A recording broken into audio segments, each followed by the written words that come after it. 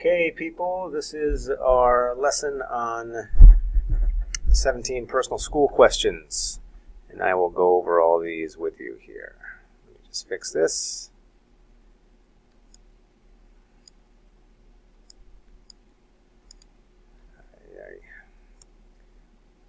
All right, then, let's get started again with the answers to these questions. ¿A qué hora llegas a la escuela? At what time do you arrive at school? So you have to have llegar in the yo form and say llego a la escuela and then say the time. Like, for example, a las 7. I arrive at school at 7 o'clock. You can say 6:50, 7:20, whenever you arrive. Number 2, ¿qué clase tienes después de español? That means what class do you have after Spanish? Tienes is do you have. As listed over here, as you can see, tienes is you have. So answer in the yo form. Tengo la clase de blank, whatever it happens to be.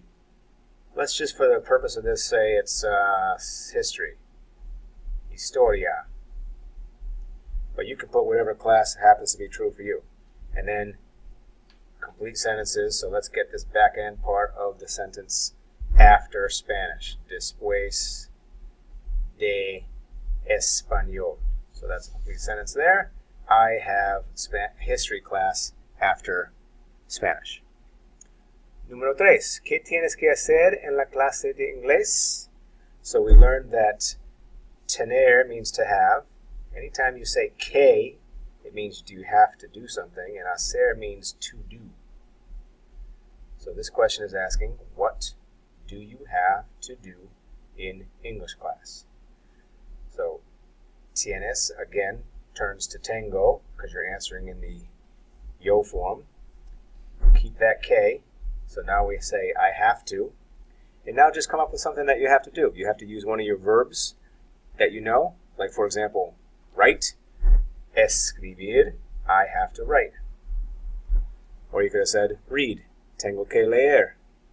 Or you could have said, listen. Tengo que escuchar. Any verb that makes sense there. Take notes. Tengo que tomar apuntes.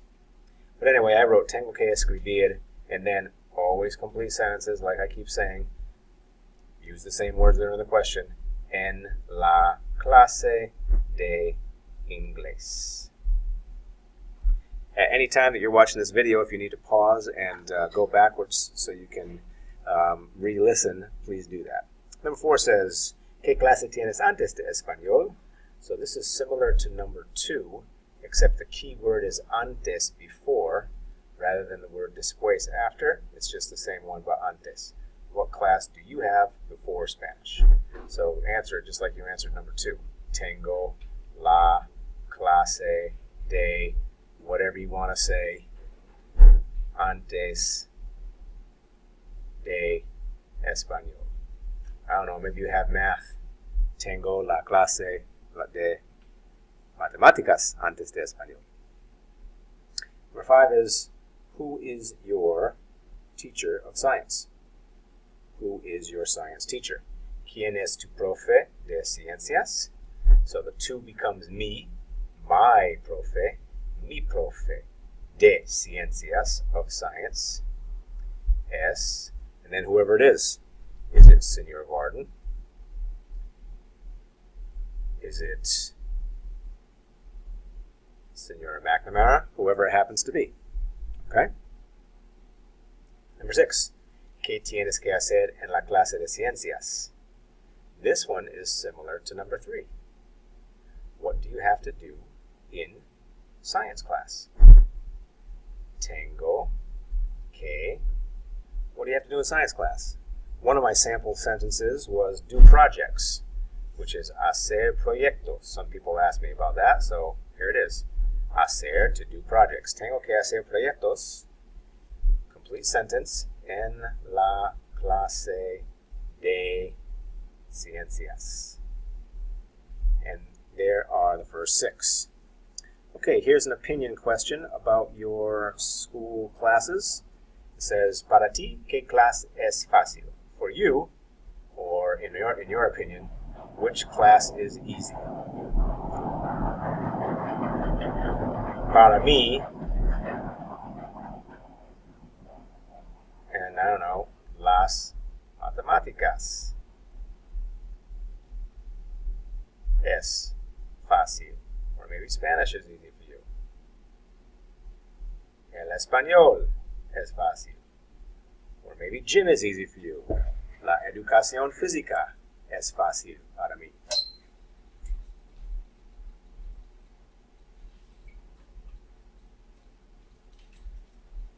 Check that out. Number 8. ¿Cómo se llama la maestra de inglés? Number 8 is similar to number 5. Except this just says my science teacher is Senor Garden. This time we're using the expression se llama. So this is one of the first things you learned in Spanish. So you're just going to say se llama, and then whoever the person's name is. Let's say it was Mr. Zemanek. Se llama Senor Zemanek. I'm just going to put Z there for short. Or se llama Senora Barnhart. Or se llama Senora Murray. Or Senora Tallerty. Or whatever. If you wanted to have a complete sentence here, just say mi maestro or maestra de inglés es, then say se llama. So that's a really complete sentence. Okay, so there it is. Number 9, ¿quién es tu profe de matemáticas? Again, this is similar to number 5. So just change the name around. Okay? So we're going to say mi profe de matemáticas es, and then whoever it is. Let's say it was Mr. Hamry. Mi profe de matemáticas es Señor Hamry. Let's say it was, I don't know, who else is up there? Mr. Sylvia. Mi profe de matemáticas es Señor Sylvia. Or so on. Okay. ¿Cuántos estudiantes hay en tu clase de ciencias hoy? How many students do you have in your science class today is what that means. ¿Cuántos, how many students, hay, is there in your science class today? This can just be a guess. So you can just say, I don't know, 22? I'm not going to go call and ask how many. So just give me a decent number that makes sense. Hay 22 estudiantes en mi clase hoy. In my class today. There is or there are 22 students. Okay. I ask a lot of questions about science here in this Quizlet. I'm not sure why, but science seems to be the one. Anyway, ¿tienes la clase de ciencias hoy? That asks, do you have? Because remember, tienes means you have. So just raise your voice to ask a question. Do you have science class today? Well, if your schedule is yes, say, sí, tengo la clase de ciencias hoy. If you do not have science, then you're going to say, no tengo, which means no, I don't have la clase de ciencias hoy. Okay? Number 12 asks, do you like science? ¿Te gustan las ciencias? Sí, me gustan las ciencias. I like science. Or you can say, no me gustan las ciencias. Okay, question number 13. Do you have art today? This is similar to the question, do you have science today? So you can see there's a lot of repeat ideas. It's just that you're asking about different parts of your schedule. So how do you answer that? Tienes becomes tengo, right? So you're going to answer this by saying, sí, tengo la clase de arte. Or if you didn't have it, say, no, no tengo la clase de arte. Number 14. Tienes la clase de educación física hoy. The only difference between 13 and 14 is the class is different, and here I stick in the word today, whereas in this one I didn't stick in the word today. But I try to emphasize that you are going to answer these questions with a lot of variety. Be ready for any of them. Be ready for them to say hoy, or not say hoy, or if they say art, or if they say history, or if they say phys ed, or whatever it happens to be. So how about I say no, no tengo, I don't have, la clase de, now this is gym, right? But the official way of saying it is educación física, physical education. And then I'll throw in that word today, because I want to use a complete sentence, because as I've said, that builds our fluency. There's 1 through 14. Again, please go back and pause this and rewind and listen to any item that you cannot answer by heart. And I mean answer by writing, or answer just if somebody asks you a question. Because the quiz was written, but the summative is going to be actually just being asked. So you need to know how to do this without looking. Okay, the last 3 are the following. ¿En qué clase tienes mucha tarea? In what class do you have a lot of homework? So you can say, I have, tengo, mucha tarea, a lot of homework, and then name the class. Let's say your English teacher piles up the essays. Well, then it's going to be tengo mucha tarea en la clase de inglés, or whatever it is that you happen to have a lot of homework in. Tarea is homework. Mucha tarea is a lot of homework. Tengo mucha tarea is I have a lot of homework. There you go. Número 16 asks a opinion. Para ti es fácil o difícil las ciencias? In your opinion, or for you, is it easy or is it hard science? So just answer by saying, for me, para mí, las ciencias. In other words, la clase de ciencias, so I'm going to use this in a singular way here. La clase de ciencias es, I'm going to say it's easy. We have such good teachers here in Western High School, it's going to be easy. Es fácil. And my last one, para ti, ¿qué clase es difícil? In your opinion, or for you, what class is difficult? Para mí,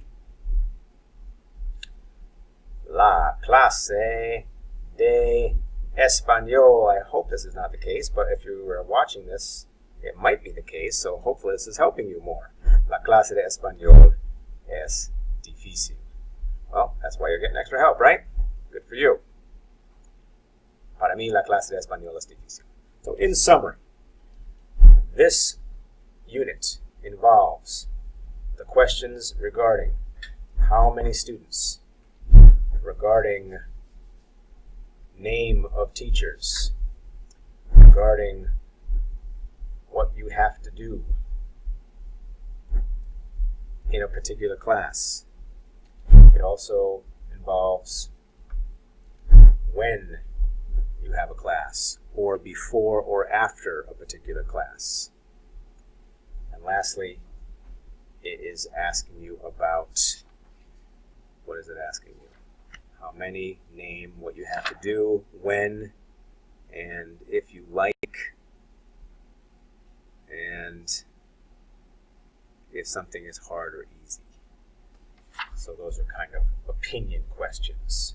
If you like, or, easy, difficult. So it's asking for your opinion. Those are the para ti ones. Oops, sorry, that was off. Okay, so a long 15-minute video here. Skip around and use the sections that you need to help you master these questions. Muchas gracias.